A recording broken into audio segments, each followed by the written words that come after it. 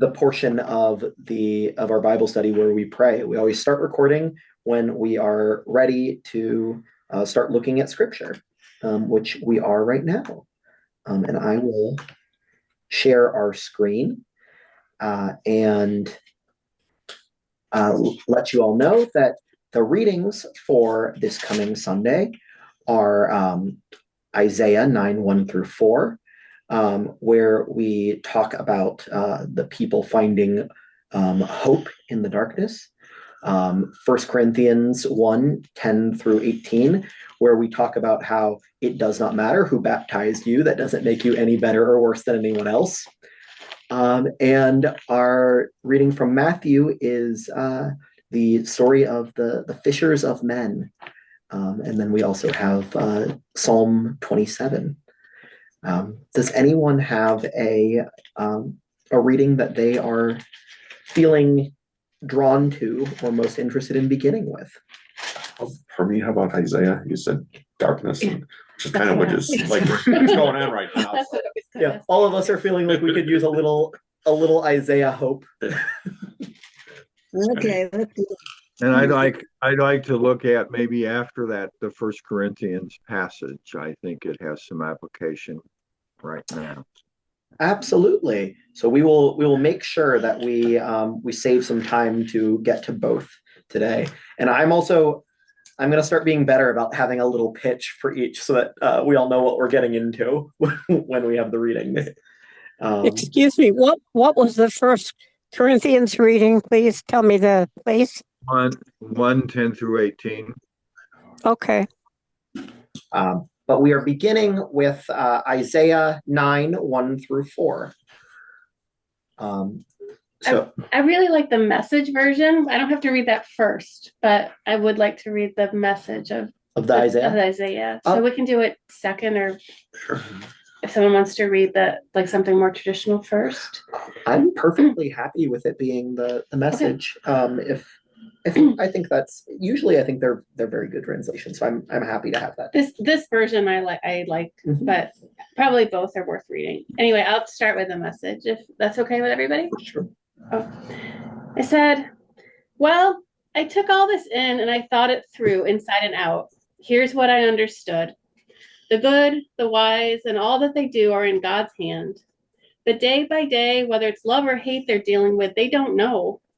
Anything's possible. It's one fate for everybody. Righteous and wicked, good people, bad people, the nice, the nasty, worshipers, non-worshipers, committed and uncommitted. I find this outrageous. It's the worst thing about living on this earth, that everybody's lumped together in one fate. Is it any wonder that so many people are obsessed with evil? Is it any wonder there's madness, that people go crazy right and left? Life leads to death, and that's it. Still, anyone selected out for life has hope. For as they say, a living dog is better than a dead lion. The living at least know something, even if it's only that they're going to die. But the dead know nothing and get nothing. I think that's about where it ends. That's so different. It's so different. That's why I think I don't know. It's like it's outrageous. We're all lumped together. Yeah. But as long as we're living, we should keep living. That's Isaiah 9, 1 through 4? Yep. Oh my gosh. Isn't it so different? Normally they're very close. I know. That's why I said it's probably worth reading both. But this idea is outrageous. We're all lumped together. Yeah. Kind of just my Isaiah, my message doesn't say that. Oh gosh, I'm on the wrong part. I'm sorry. Okay, I was going to say that. No, I messed up. I just messed it up. It's okay. No, I was on I had it marked and then I left it. No, you're right.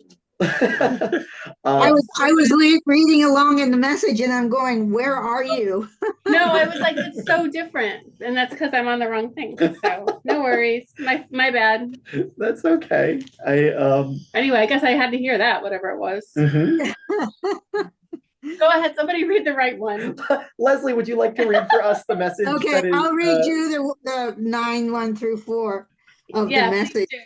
No, I just messed it up. I like how the Living Translation does, but I'm going to read the message since I have it open here.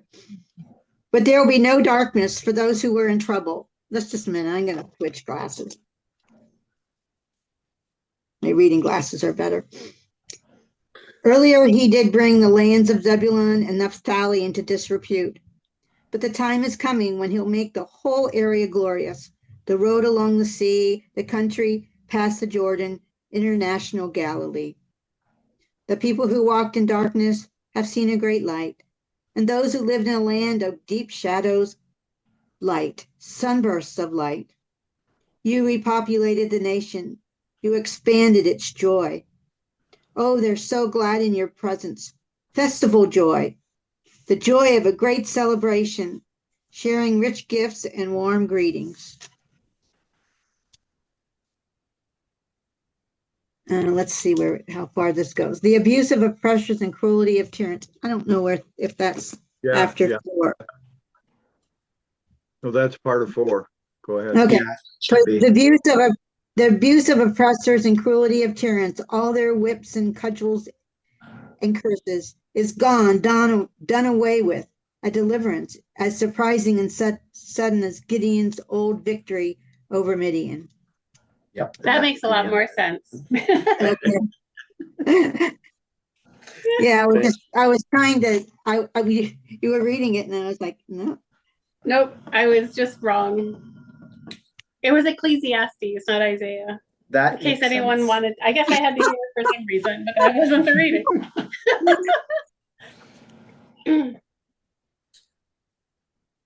So Tom, you said that you were interested in the hopeful one. Was that what you were? Yeah, this what one I you needed to like hear? much better.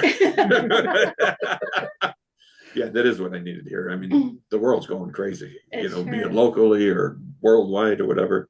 But it's nice Just- to know that there's hope and God will be there for us and we will be able to get out of this at some point.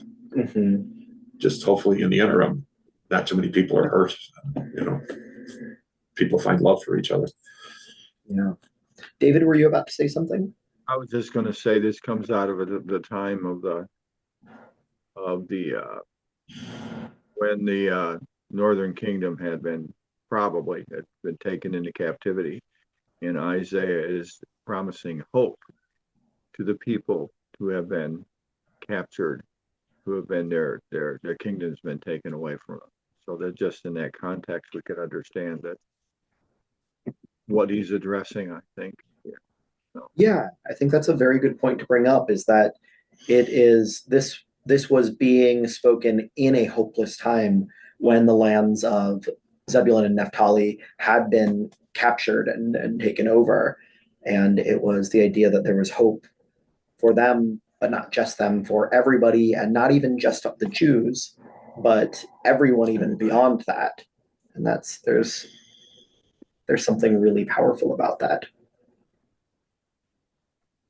It's interesting he uses Gideon's victory because if we're, think about that, familiar with how that happened, that Gideon started and they were tremendously outnumbered, overwhelmed, and then so he's getting ready to go into battle, and God says, "No, we've still got too many."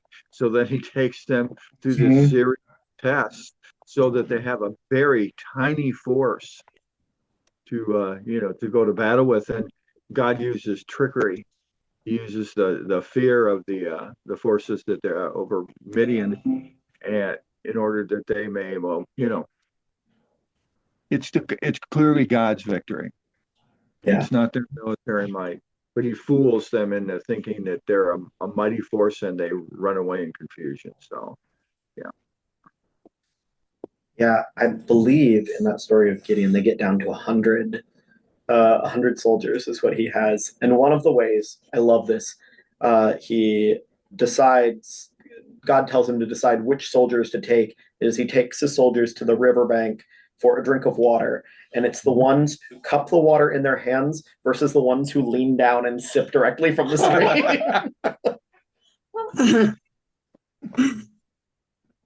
Not always that happy in our That's right. I think it's good too, like I say, to know that it's going to be okay eventually. Otherwise, what's the sense of living? You might as well just why try? Why do anything? not the greatest place right now. Things are going so. That hope that it gives you, it's like a light burning inside of you, which is a good thing. Yeah. And it's a hope even when you are feeling outnumbered, Yeah. which I think is maybe something that has been on a lot of our minds recently, is that feeling that there are so many bad things and we are so overwhelmed and there's constantly news, but God is still going to not just the victory that we expect, but a victory that's even broader than we could imagine. Can you hear me? Can you all hear me? Yes, we Yes. can. I just wanted to put into this, not discussion, but witness, I guess, that um, when I was pretty much on the way out and dying on the medication in the hospital, Mindy said something to me, and I said, well, maybe I should just let go. And she said, Mom, it's up to you. And then I had this flash, I guess, and I said, well, okay, well, what I'm going to do is trust God one day at a time and just take it as it comes and not worry about it. Just be here now, and that's what I did. And that's why I've been alive for 5 years. And, I'm trying to do that in my present life, but that was a tremendous gift from God and a real turning of my life. So I also identify with the people in Scripture in our history, Christian history, that really have to do that. And also, all of us now have to, sort of take it day by day and let the past go and not try too hard to understand the present. I just wanted to say all that because it has changed my life. Thank you so much for sharing that, Mary.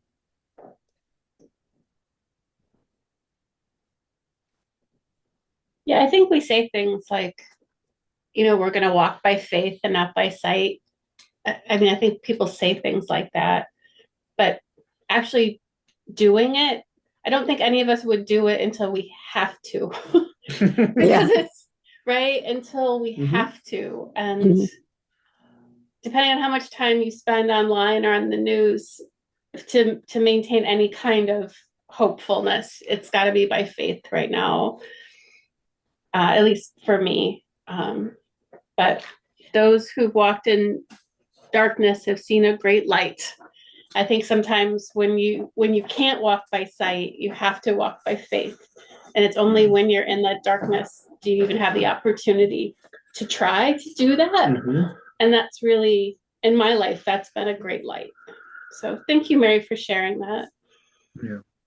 Well, also, I just think that if, I used to watch what was going on in the world, or at least in the United States, all the time to see what was happening politically.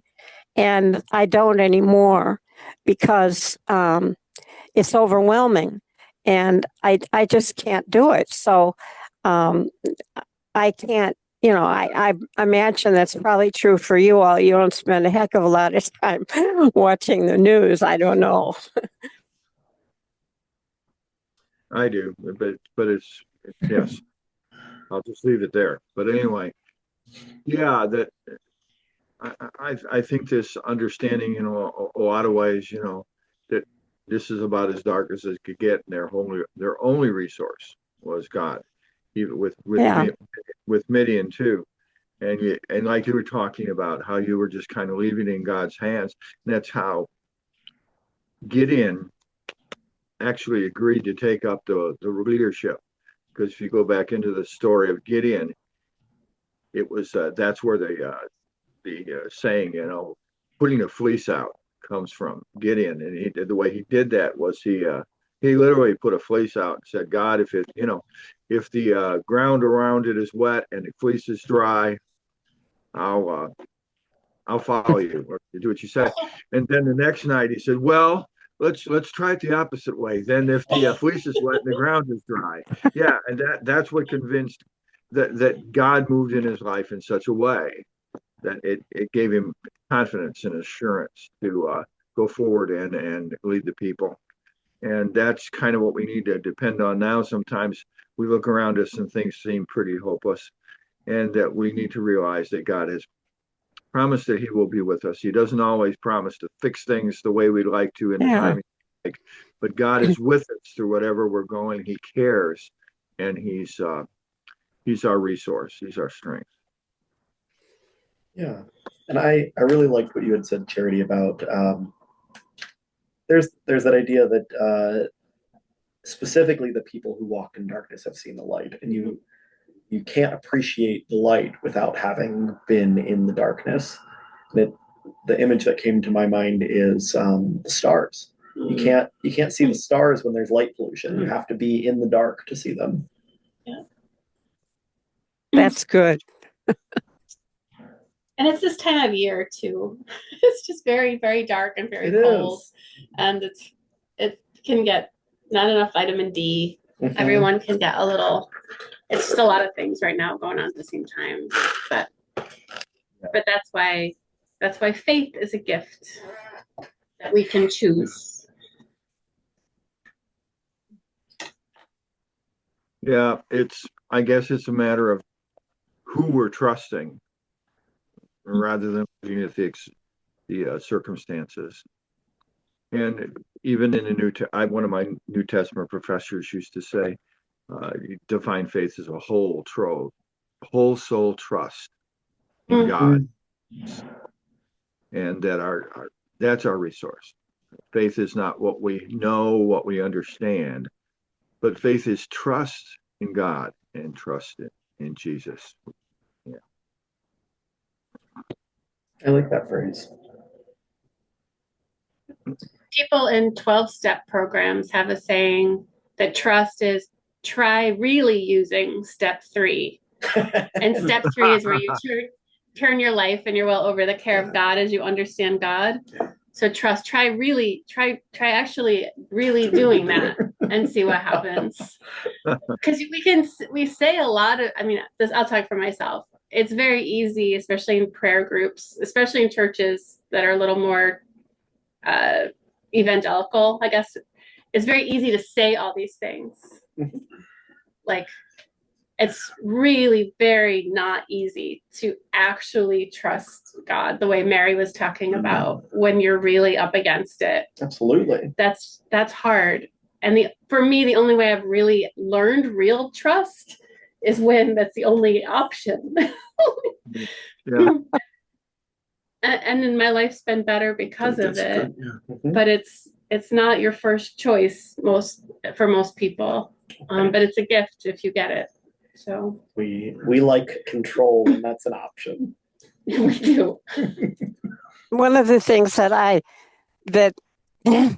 looked around me, I had to go through all these different tests and treatments, and I would look in the room of people waiting, and I felt so sorry because some of the older people, they were just, so depressed, and you could see it. And, you want to be able to say something, or, I thought of writing some things about this, and, I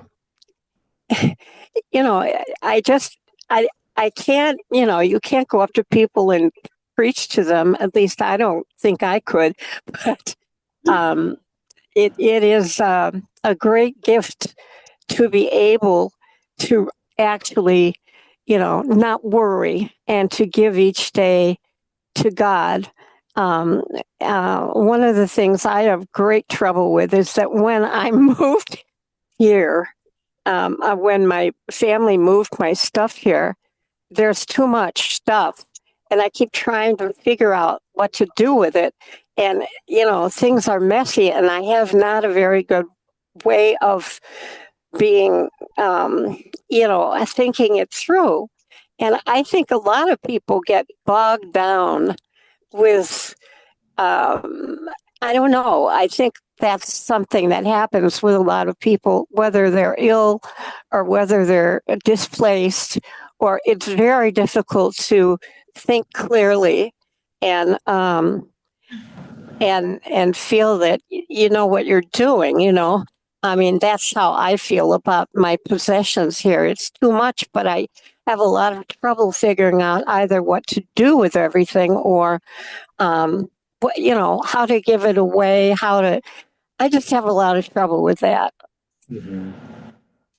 I also wanted to highlight Jackie had a comment in the chat. She said it's often easier to blame God before trusting, and I think that's true. Blame is definitely an easier first reaction than trust, especially when things are not going well. Yeah. Because Yeah. it's hard to trust someone when you know your life doesn't feel great. Why me? Yeah. And I think sometimes in evangelical circles, as Charity was referring to, it goes beyond not trusting God, but the blame is laid on the person who's actually going through the struggles and the trials and patience.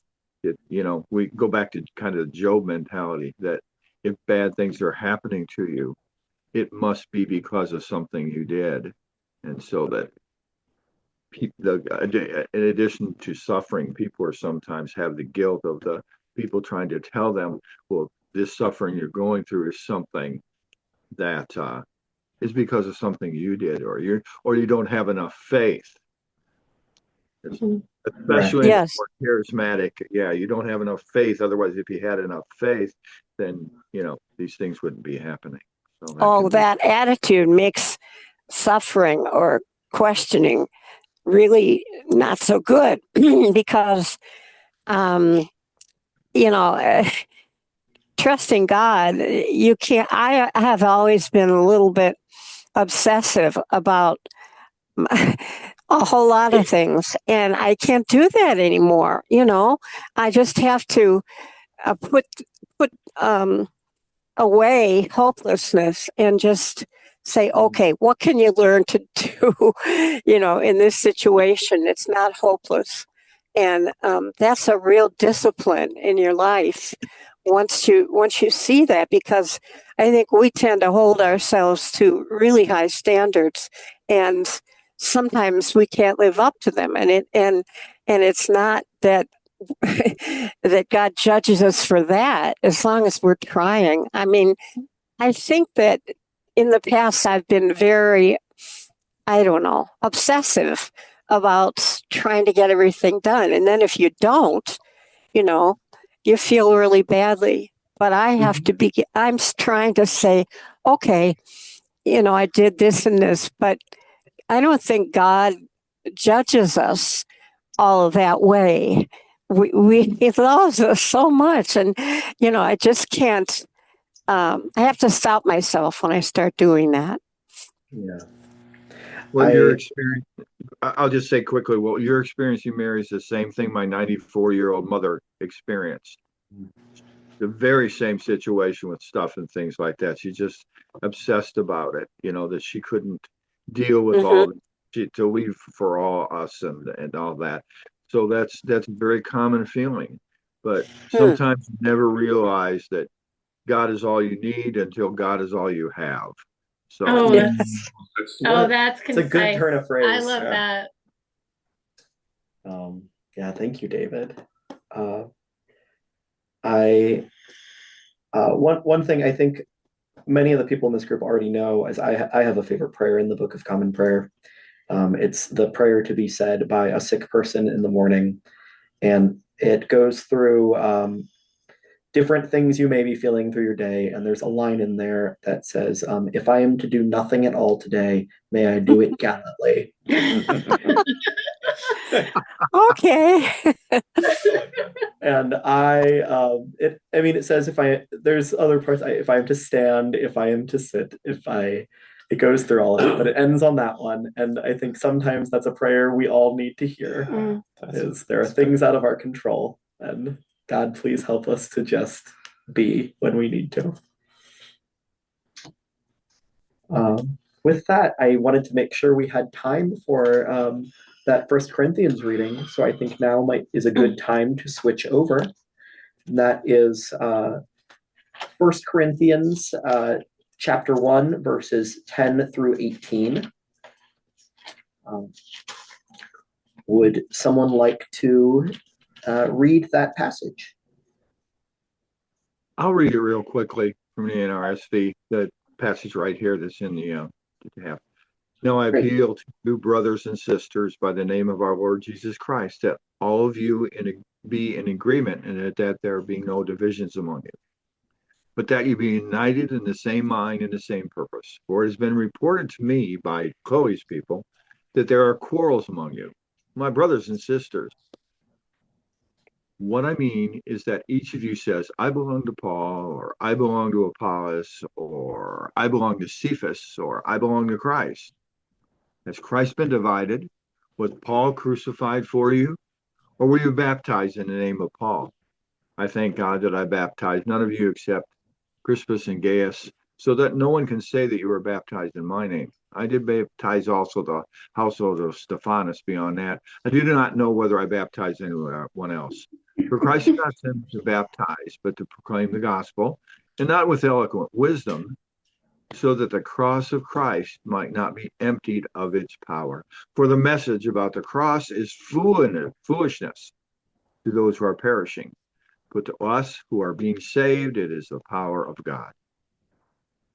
And I really like to focus on that last part of that passage, the fact that we get involved sometimes in a lot of arguments about what's important, or I'm following this leader or this person.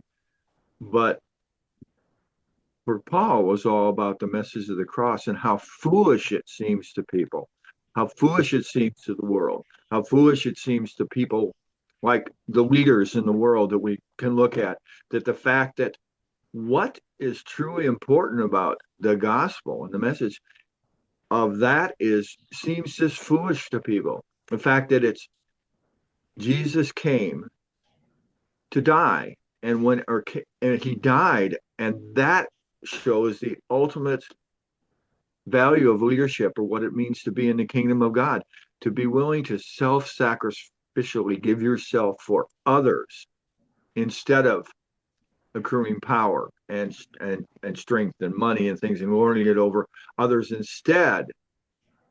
That's the power of God, this self-serving, self-sacrificial love that expresses itself in duty to service to others. So, That's one of the things that I've struggled with, because I would like to be able to do things for others. And here I am, doing things for myself in order to get along. But then I discovered that there were things that I could do mentally in terms of my family. Anyway, I don't want to go into that, but it's really hard. And I know a lot of people must feel this way when you are confined in some way, and you can't reach out. I mean, I've been thinking about, okay, what could I do at Grace? And I was thinking, okay, maybe I could call people who are shut in, who are members of Grace or that. And I'm kind of thinking in that direction. But I don't know who these people are. It's really not that hard, to call up somebody and just check on them, But I don't know why I have resisted it, but I don't want to resist it anymore. Thank you. And Mary, you are a member of this community, whether or not you are actively doing tasks. I want you to know that we Thank you. that does not change your value. We love you for your presence.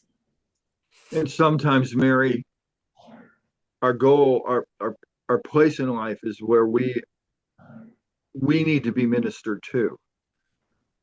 That because Yeah. of the situations, and that your example of patience in suffering and your willingness to, be concerned about this, but there are just times in our life when when we're not going to be primarily reaching out, but able to graciously receive people ministering to you, and your desire to help others and maybe even share your story, I really is commendable. But I don't think you need to feel guilty if you're in a physical position where you're not able to do very much. That's not what Well, this is I about. did. I used to feel guilty, but I Yeah. don't feel guilty anymore. It's just that I I want to contribute. Is there anything at all that I can do in this situation? I imagine there really is, and I found that I haven't. Well, I don't want to go into my family, but there are ways in every situation that any of us are in, that even in small ways, um, we can, instead of being feeling like, oh gosh, I want to be this cool person doing this and that, Mhm. just be in my situation. And somehow or other, I was thinking this thought about people who are shut-ins at Grace. Yeah. I don't know if there are others, but Mhm. I'm sure there probably are. But it's no big deal.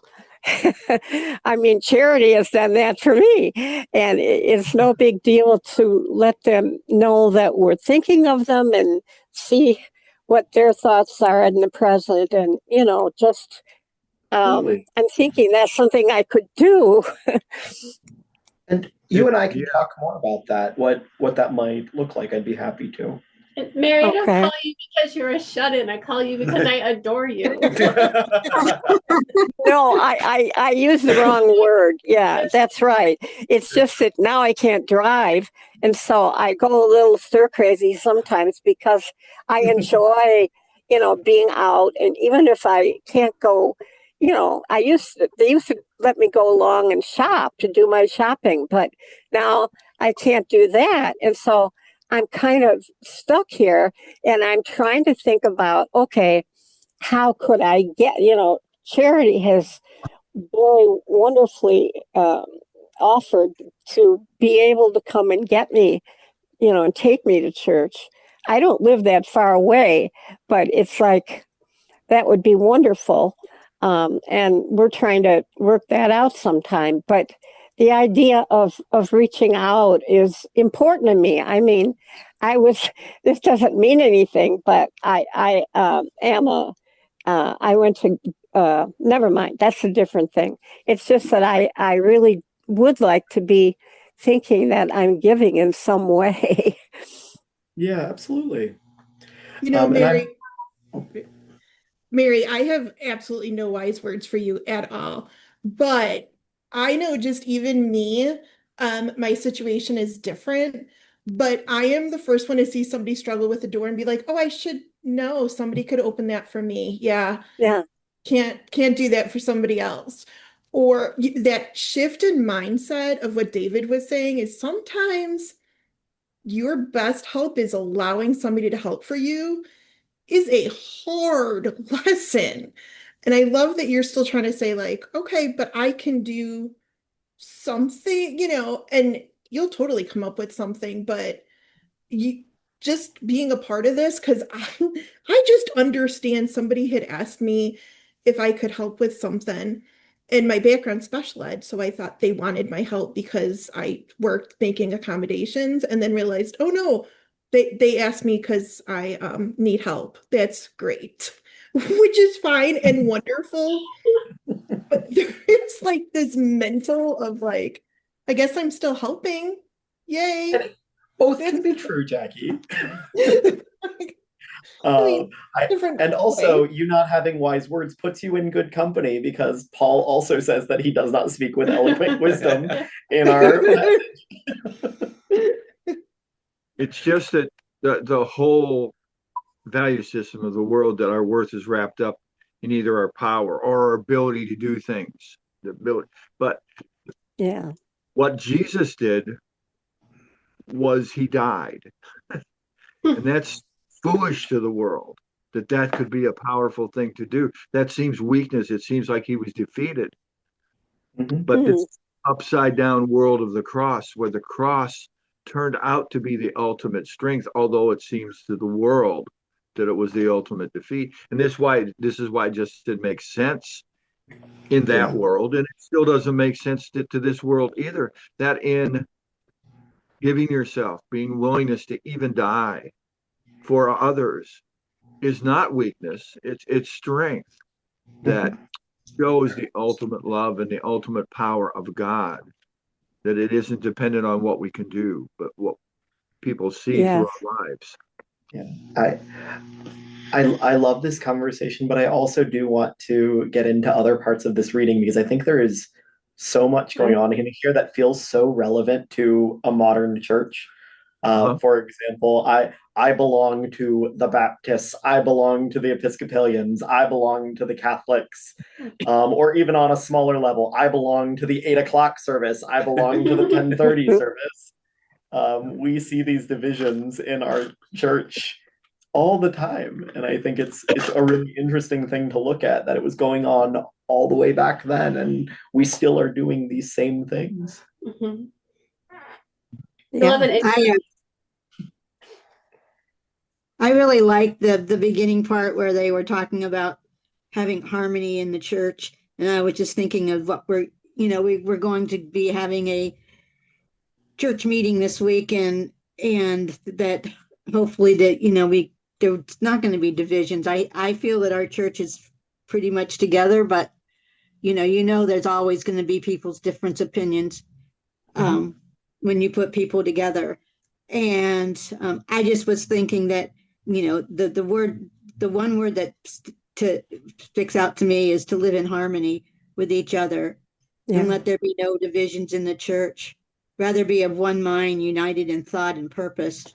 And and we have thought and purpose. Maybe we each have different ideas about different things. That's one thing, but we still have a purpose. The church, our particular denomination, our particular church there in New Lenox has their own purpose, and I just feel that we need to be in harmony with each other, just to whatever that purpose is. Mhm. Part of Should be. harmony is, trusting. And if you have something that's troubling you, the harmony allows you to say, not critically, but that you're struggling with something. You really have to trust and be trusted in order to do that. And, it doesn't happen very often, but sometimes people, can raise issues in a way that shows that they are struggling with something. And anyway, that's my thought. Thank you, Mary. I like that idea. Harmony doesn't have to mean homogeny. Yeah. But Tom was about to say something. You were saying that people will say, I belong to the Baptists or the Catholics, or I belong, where we should be thinking, I belong to God. And this is how I happen to choose Yeah. to get to. Exactly. Yeah. It's not about people's views about Jesus, it's serving Jesus, following Yeah. him, our Yeah. process as with him. And that's the important thing, not what we think, not Yeah. glorifying ourselves or our man. And that's hard to get over because that's not the way the world is. Mhm. That's the way I am in my heart. A lot of times I want to be right, but Yes. it's not about me being right. It's about Jesus being glorified. I really like that, Tom. That's a very good point. Thank you. Thanks. Bernadine, was there anything that you'd like to share, or are you in a listening mode today? Well, since this is my first time, I'm just listening. Okay, that's absolutely fine. I just wanted to make sure if you had something you wanted to add that you got a chance. I'm fine. Yeah. Okay. But yeah, and I don't think I think those paths that get us to Jesus are allowed to be different paths, and I think that's also part of what you were getting at. But as long as we recognize that the path is separate from the destination. Exactly. There's more than one way to get to where you want to go. Well, imagine all of us have stories about how we got here today, but I sure, for a period of time was a very, I shouldn't say vicious, but intense evangelical. And that was really hard for me to get over because everything is so, I don't know, it's just written in stone and it affects your life. And it's such a blessing to me when I finally realized that, that wasn't necessary for me to hold like that and hold to beliefs and go along with what these people I was with were saying. It takes a lot of courage to do that, to say, there's another way when you're pulled into this kind of thing. And people who are in that situation, when we pray, we really need to think that there are people struggling against what they've been told is true, and they see an opening that maybe there's another way to live. That happened to me, and I'm just grateful to God that it did, because it's like a hole sometimes that you're stuck in and you can't get out, and yet it doesn't feel like it's right. And I came to a point at one point where I felt like, okay, God gives me the freedom to not be afraid of stepping out of this system. Excuse me, I'm talking too much about myself. It's just that I keep identifying with scripture and what you all are saying. And it's such a blessing to be here with you. I have missed that for such a long time. We're so glad to have you here with us. And what you're talking about, being stuck in a hole, part of the problem is people are, as you try to maybe get out of the hole, people are dragging you back. They're trying to pull you back in the hole. No, this is the right hole. You need to be here.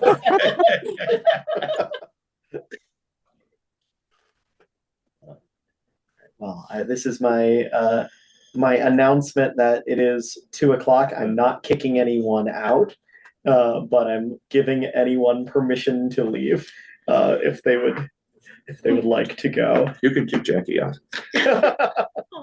No, I wouldn't do that. I was telling Jackie, I'm sure. But as you alluded to, Brian, I think that just real quick, I think that this is very important to what we're going through today. There's so much conflict within the church. You have to believe this. You have to do it this way. So if you don't, then you're in the wrong hole. But anyway, yeah. Well, thank you all very much. I have to leave now. You just made me. Hi. I was just thinking about people in the war. You were talking about holes, and I was thinking about foxholes, and how people, especially back in the wars, where they'd be digging these big, huge foxholes, and they'll be popping their head out and popping their head back in, and saying, "We have to get back in our hole, but otherwise we won't be saved." And then if you can pop your head out, you might get shot, but you have to also shoot yourself. So. And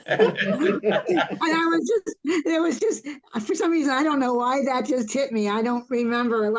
Must have been a movie or something I watched where we had these people in foxholes, and they were running and hiding in these foxholes.